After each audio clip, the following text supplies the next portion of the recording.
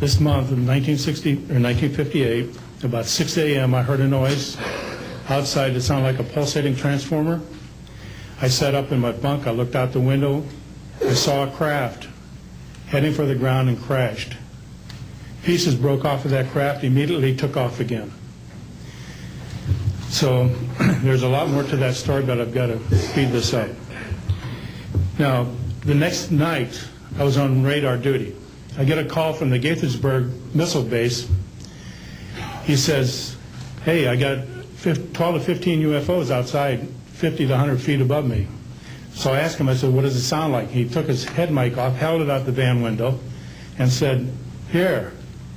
And the same sound I heard the previous morning, except a lot more of them. So my radar was on standby, so I immediately turned it on and got the blip just outside the ground clutter. I marked it on my radar screen. And then for a few minutes later, all of a sudden they took off. As they took off, the sweep came around, hit the blip. And when it came around, it hit it again. That blip was 2/3 away off my radar scope. In order to get that far at a constant velocity was 17,000 miles an hour. That was my first incident. 10 years later, by this time I received a Bachelor of Science degree in electrical engineering, and I was working in California. Now, I'm sorry that all I can say is I was somewhere in California working on a classified project that had nothing to do with my experience that I had there.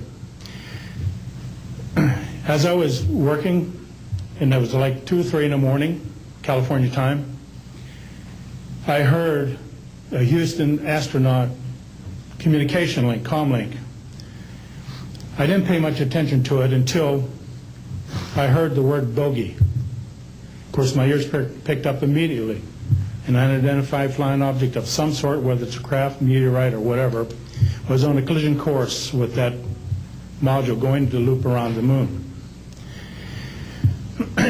So basically, I listened for some time, and then I stopped and went back to work. And then I heard, there they go. In the astronaut world, for some of you may or may not know this, there's a term called green turtle. And it used to be, I don't know if it is today or not, but it used to be is you're not allowed to use profanity over the net. And the first person that does that, whoever hears it first and says green turtle, that astronaut's got to buy that man and his entire family a dinner at the most expensive place at Cape Canaveral. Well, to end this real quick, one of them said, damn, they went off, the UFOs took off. He says, damn, that's fast. And somebody yelled, green turtle. And then he said another word, a synonym to crap. And then somebody else yelled, green turtle. And you could see him grit his teeth, because now he had to buy 2 expensive meals.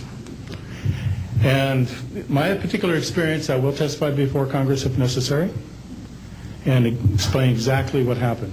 Thank you.